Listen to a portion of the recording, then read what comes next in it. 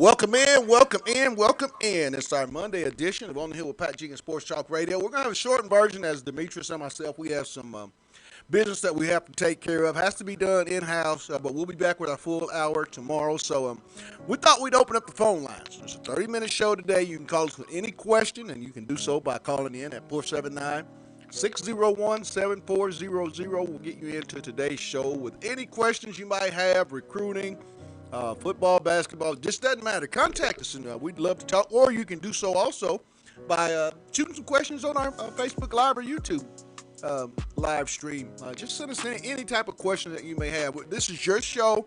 We'd like to interact. I mean, we've thrown a lot, Demetrius, at our viewers and listeners over the last few months. Recruiting, both football, basketball, baseball has had some really good success with Heston Kershaw going second, number 2 pick in the major league draft. Casey Martin, third round. What's going to be the biggest story that you think of when you look at the athletic year on the Hill? I mean, what's going to be the biggest storyline that you follow? I still got to stick with football. I think, the stance that Sam Pittman took going to the rally with the Black Lives Matter and the whole move, the protest. I think that's going to pay a big dividend when you look at the results of what comes at the end of the year. You're going to look at that as a monumental moment, just him stepping out and taking up. Just look at the landscape of SEC football right now. You look at Commissioner Sankey decide to suspend Mississippi State and all the Mississippi schools from, competing in championship bowl games or postseason. So, again, I think what Sam Pittman did is going to have tremendous influence on the results that come from this year's football season. A lot of schools being hit with the COVID pandemic after testing. Kids are coming back. LSU was hit with over 30. Man, did you see Clemson? I think that was Clemson. Yeah, I think Clemson had 15. I mean, how do you think this is going to go? Is it? Well, we have, and that's the question that we'd like to ask you. Where are you at? Will there be a college football season in the year 2020? Will we have a football season? Call in, give us your thoughts. I think it's about 90% yes. I think we still have some more data and information to collect, but I think with the way they've handled it, Commissioner Sankey and the powers that be, they've done a great job with this situation. Arkansas, very fortunately, hadn't had as many tests positive as at other schools. So, you have to feel very good about that. But I do think, Demetrius, we will have football in the fall. September 5th, I think we'll see some hitting, some catching, some running, and some cheering. It's not really football season. I don't think that's going to happen. I just think what I'm really curious about is the interaction between the fans as far as attending the game. Excuse me. I think that's going to be kind of the interesting point to watch, how they interact with the fans, how they go about allowing fans to come to these athletic events, how they go about even conducting classrooms. That's what I'm really interested to see how they're going to implement that system. Now, on an even more positive note, if there is football season, the NCAA has allowed for college football coaches and athletes to hit the practice field July the 13th.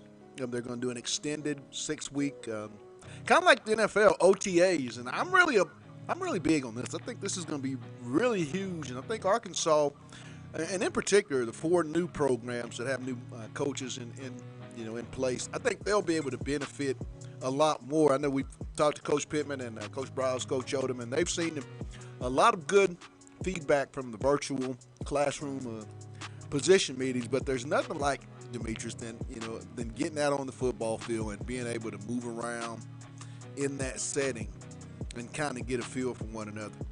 Absolutely, and I think that brings us to a good point. We just had a comment on our Facebook Live from Mr. Cody Honey. He says, out of the 4 SEC teams that made a coaching change, which teams do you feel would take the longest to implement their schemes in order? So I think all of them, Demetrius. I'll let you answer that, then I'll take that question. As far as implementing their scheme, I'll go from easiest to what I think is going to take the longest. I think I'll start with the bottom. Actually, I think I'll start with Missouri. I put them at 4. I think they're going to have the hardest time really figuring out their identity. I think Driscoll really doesn't understand the schematics of what it takes to really even play in the SEC, even from an offensive and a defensive standpoint. And I don't think he has the coaches around him that can really advocate what needs to happen in the amount of, in this season, and even from a 2-year perspective, I think he's going to have to make a couple of coaching changes if he lasts that long with his tenure at Missouri. Then I'm probably going to go Mississippi State. Yep. I'm going to go Mississippi State. I think I don't know. I don't know if that's really a good fit. Leach over there, I'm just really not sure how. New quarterback. Yeah, new quarterback situation. He's going to try to aerate it out. I'm not really sure how that goes. And he's losing a little momentum from some of these events that's been taking place as far as recruiting. Good point. Mississippi State's recruiting has definitely dropped off a lot since this COVID. Great point. Then I'll go Ole Miss. I think Coach just has a little bit more understanding just coming from Alabama. And having studied under Nick Saban, I think he just gets it a little bit more. Then number 1, this isn't a homer opinion, but I just think Arkansas. I think Arkansas has the easiest chance to implement. And again, I go back to the point that I made from Missouri. I think the coaching staff that Sam Pittman has hired will allow him to implement his schematics a little bit faster because he has a lot more head coaching. You look at the Missouri coach coming over and him being the defensive coordinator. I just think his philosophies and his teaching methods are going to resonate with the team, and I think he even has a general understanding of the team. I will go. I'll go like Demetrius. I'll agree. I'll say Missouri, and I say that because I think just a lot of experience was lost off that offensive football team, and really off the defensive side of the ball. I feel like and I agree with Demetrius, when you lose Barry Odom, I mean, Barry was a very passionate coach, and his players fed off of that. I think when you lose your offensive line coach, Brad Davis, bringing in another offensive line coach is going to be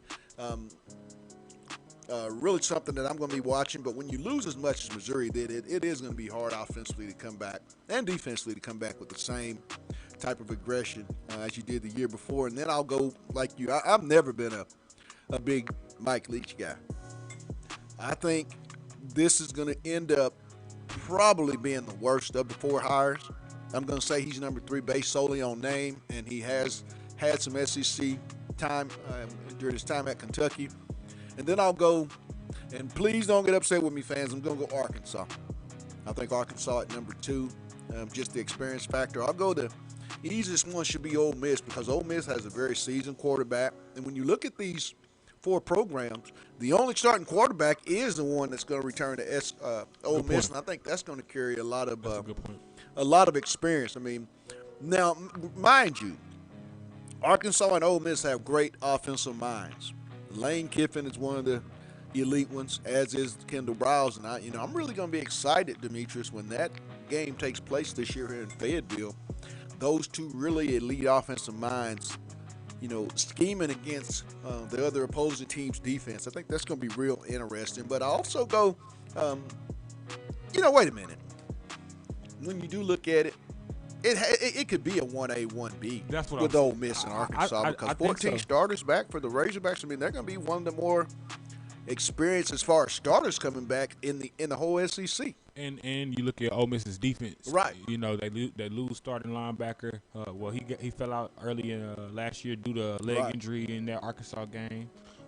So they got the young freshman. I can't remember his name right now. He'll be coming back, but they really don't have a lot of experience on the defensive side of the ball. And I think although Arkansas doesn't have a starting quarterback, if you look at the experience that we have, Felipe Franks, exactly, he's kind of the game changer as far as we may not have had someone that understands the system that we're in, but we have a quarterback coming in with SEC experience. And the thing about Felipe is, I don't know if people remember, but Felipe was on a team that didn't have a lot of success in year 1 as a starter. The following year, he goes 10-3. So Felipe's been in a situation where he's had to come into a program that came off a very down year with a lot of pressure and it is going to be pressure for the University of Arkansas. But when you have a guy 6'6", 230, 240 pounds, even maybe even bigger than that, and has had a lot of SEC games under his belt in pressure situations in big crowds, that's going to help this football team. Because I'm like you, Demetrius, with the offensive firepower, Boyd, Knox, Woods, Burks, they have enough that if the offensive line can just give them a little bit of time, this could be a pretty potent offensive team under Coach Bros. Because 83% of the time, it is a proven fact, wherever he's gone, when he gets a first down in that initial drive, they're gonna eventually, 83% of the time they get either 3 or 6. And I just think when you look at the offense and all the weapons that it has, I think Felipe Franks doesn't have to win the game on his own. Right. I think if everybody does their job and contributes to the whole pie, I believe we really can do some things from an offensive standpoint, because I think we're going to be a very balanced team if that offensive line can – I won't even say mediocre, but I'll say if they can be mediocre, I just feel like we have the skill positions in place. You're going to have to double team Trey. You're going to have to stack the box for Rakeem. Yeah. You're going to have somebody over the top. I'll double down. Traylon Burks will not go another year without a touchdown. Won't. I'll double down on that. Won't. And I can almost bet he'll probably be in double-digit touchdowns this year, just with the type of offensive minds that we have, and not only that, just the experience returning on the offensive side of the ball, because there are a lot of offensive weapons. Well, let's take a real quick 2-minute break, and then we're going to come back. If you have questions, shoot them to us on our On the Hill page on our Facebook. That's On the Hill Sports Talk. Or you can shoot it to us on our YouTube live stream. That's On the Hill Sports Talk LLC. Just shoot questions. Or you can call us. If you'd like to do that, you can do that by calling 479-601-7400. That'll get you in. It's On the Hill, and it's our Monday edition on KESJ 479. Let's get it.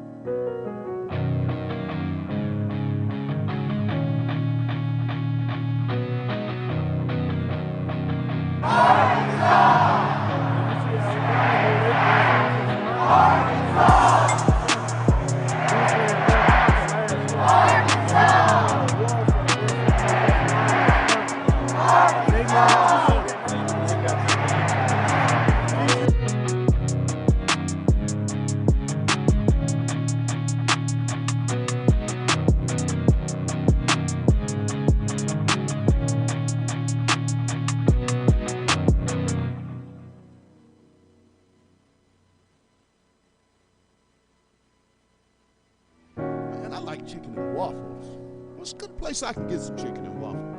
I know.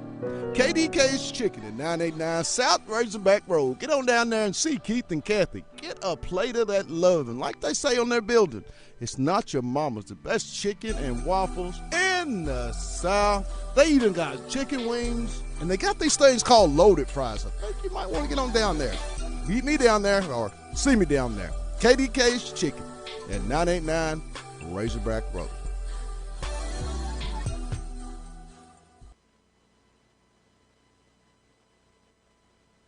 Welcome back to our Monday edition, our shortened show today, a 30-minute show. We're taking all callers. If you want to call in, you can get in with any questions. You can reach us at 479-601-7400. You can also do so if you'd like to shoot questions on our live stream. You can do that on the Hill Sports Talk LLC. That's our YouTube, and then Facebook Live on the Hill Sports Talk. And we do have another question.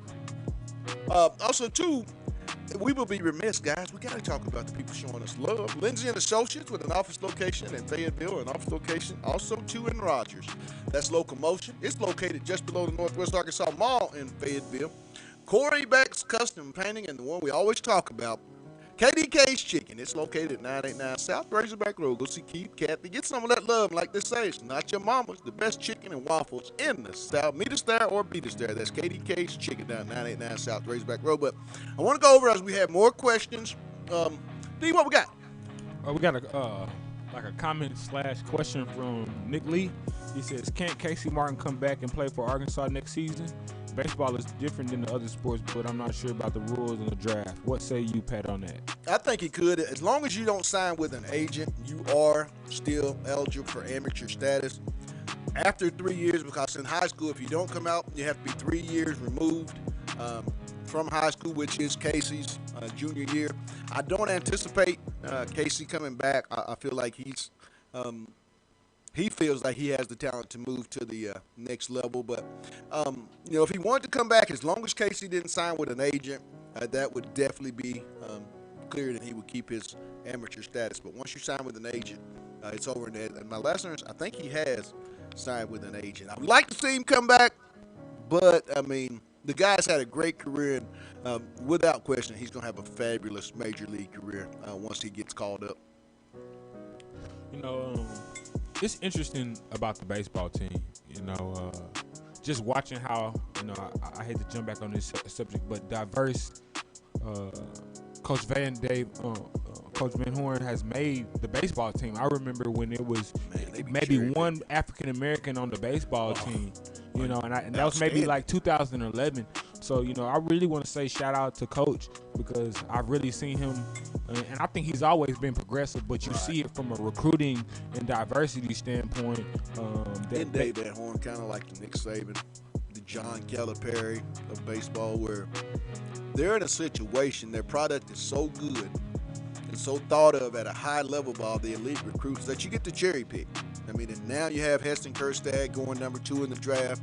When you couple that, and then you look at the attention that they get with just their fan base on ESPN, how they're revered throughout college baseball, that's a hard thing to compete against. And then they're going to add even more to the baseball stadium. Demetrius, when does this thing stop? And I'm of the belief that this baseball team, within the next 2 years, they're going to win a national championship. That's just my humble opinion. I think with the guys they got coming in and the groundwork that's been laid, this program under Dave Van Horn will experience what it's like to be on the mountaintop here real soon. I think it's great. And go back to the cherry picking. I think it was important for Dave Van Horn to show the diversity, because now you have a diversity of top tier players that do want to come to Arkansas and play, because they know they can come here, and it's not about where my background is. It's, can I play baseball?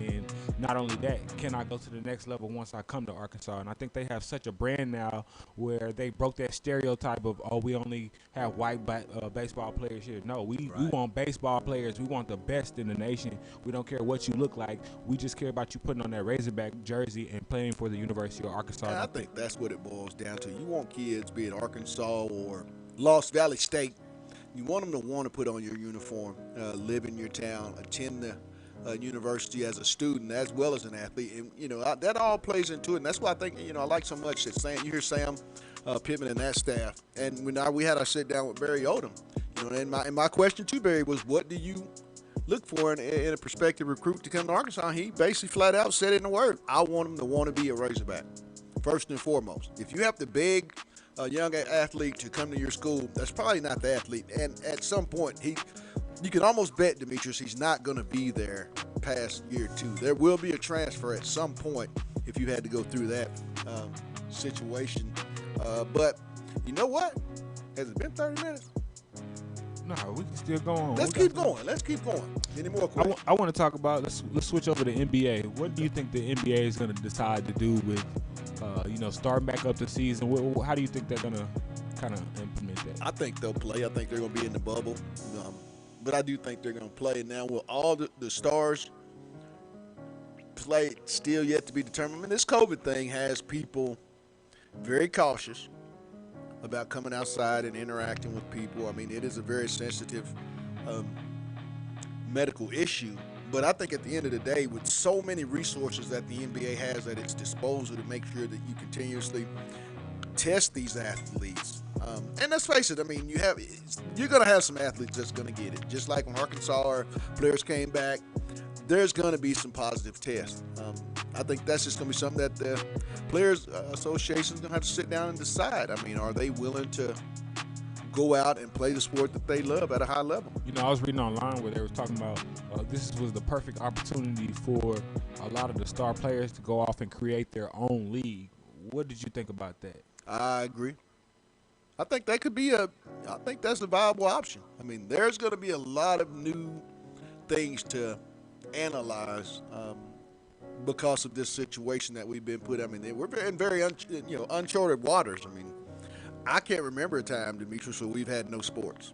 I mean, I can only watch so many episodes of the same game. I mean, I'm only going to be able to watch LSU Alabama from 2019 only so many times. We just got another Facebook question real quick. We have Nick Lee. He says, is Moses Moody a one and done? And that's a hard question. I can answer it. I want want you to take that one, and then I'll answer. I'm going to take a business approach when I say yes. When you look at the schematics of how basketball in the NBA has really changed with this G League and the availability of coming out of high school, I think, yes, Moody is a one and done, because I think now a lot of kids just really want to come to college for that experience of going to college, not necessarily that I have to go to college. And I think he was one of the guys that just wanted to experience going to college. But I think once he gets over that idea of, okay, I've been to college, basketball is really, really, really what I want to pursue. I don't, not even to say he doesn't care about going to class, because I think he still does, but it's just like, okay, my degree is still going to be here, but my opportunity to go to the NBA isn't. Let me go ahead and jump off while my draft is high, because I think everybody next year has the chance to be very productive, because there's such a unique amount of talent that can be on the floor at one time. I think this is the first time in a while that Arkansas has had star power and star potential at every position on the court. And not only that, having role players on the bench that are just as explosive and ready to play at the SEC level on the bench. So I think yes. I think he could be. I think, yes, there's a strong possibility that he could be a one and done. And I only say that because the school that he's been at Mount Vard Academy for the last 2 years, Moses has shown a lot of NBA scouts that he can play with very elite basketball players and play at a high level, play a very unselfish brand, but at the same time also make his impact on that team on both the offensive and defensive ends of the floor. So, and he's a shot maker. That's the one thing in the NBA they always look for, is who's going to be a shot maker. And with his frame of 6'6", close to 200 pounds, I mean, he has all the making of a guy that could possibly be a one and done. Now, I think a lot's going to be contingent on how this season goes for Coach Musselman and that staff and that ball club in year two. But if Arkansas can somehow make it a Sweet 16 run, I do think with the ability that he has and experience, Desi, Isaiah, and those guys, Vince, Jalen, Justin Smith, he'll have so much experience that more people will have to, a lot of people are going to have to find Isaiah if he comes back, Demetrius, each and every time. He's going to have 2 people, but Moses could be a one and done. He has that type of potential, because I'm telling you, he's going to be one of the elite shooters in the SEC from the three-point line, and his dribble drive game is really, really good. And I want to jump back on the NBA. I thought it was interesting because I was on YouTube this week, and they got how they have the big three. Mm-hmm. Well, they had a big three version of the high schoolers. So they had Kyrie Fisher. That's a young man we had on the show before. Yes. They had Mikey Williams. They had Zaire Wade. And I just find it interesting how I still think the dynamics of college basketball is changing right now, because that G League shook it up. It shook it up because they basically, and shout out to Ice Cube, they basically took Ice Cube's layout of the big three and took it to a high school level, and now you're getting an NBA product on a high school level, because you got to think these guys are 6'8", 7 foot, coming out of high school now, being able to dunk, do some of the similar things that NBA players are doing. And again, that's why I just think just college isn't going to be alluring to these young kids anymore after a while, because I just think there's so much profitability between even having small leagues, because now you can have a superstar coming out of high school. You have these social media outlets like Instagram where guys have more following than guys in the And NBA. we heard Andrew Makuba. We had him on Friday, young man out of LBJ High School in Austin, and he mentioned about making a profit off his likeness, because that goes into effect in 2021. All you have to do is put .com on there, and you can be compensated for your likeness. And also, too, I think with the lack of being able, if you're a senior going into this season, not being able to take part in summer basketball or 7-on-7, things of that nature has put this senior class coming up. I was talking to a friend, Byron Jenkins, who does ArkansasBasketballRankings.com, and I was expressing these seniors are going to have monster years, Demetrius, because now they didn't get a chance to be seen. You're going to have a lot of older guys that got in the transfer portal that are going to be coming out after next year that's not going to like it. So now you're going to have this senior group of, those tweener guys sitting there and probably will be at a D2, NAIA Division 2. So I think that's going to really hurt the senior class if they don't have that astronomical year. It's going to be real unbelievable. But that's going to wrap up our show today, our 30-minute segment. We'll be back tomorrow. Got to get back on the Hall, guys, because we told you they don't stop, and neither will we. A lot of good stuff going forward the rest of the weekend. I'm telling you, we got something that's in the works that I think all our listeners will really, really enjoy. We'll work out more details as the information has been made privy to Demetrius and myself. I want everybody to know, once again, all beats provided here on the Hill Sports Talk each and every day are provided by Sauced Up Entertainment LLC. Go check out their YouTube page. That's Sauced Up Entertainment LLC. Check out Gimme God, Conley for 3. They just got a lot of good stuff that I think you listeners might want to vibe to, because I'm always vibing. Also, too, want to give a thank you to our sponsors. That being said, Lindsay & Associates, with an office location in Fayetteville, an office location also, too, in Rogers. Locomotion, located just below the Northwest Arkansas Mall in Fayetteville. Corey Beck's Custom Painting, and lastly, KDK's Chicken. They're located at 989 South Razorback Road. Go see Keith, Kathy. Get some of that love, and like it says on the building, not your mama's. We say this, it's the best chicken and waffles in the South. Beat us there or beat us there. That's KDK's Chicken down 989 South Razorback Road.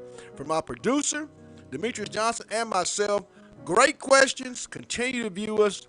Call us. Our phone does work, and we'd love to hear from you. Until tomorrow, it's On the Hill with Pat Jenkins on KDSJ 479.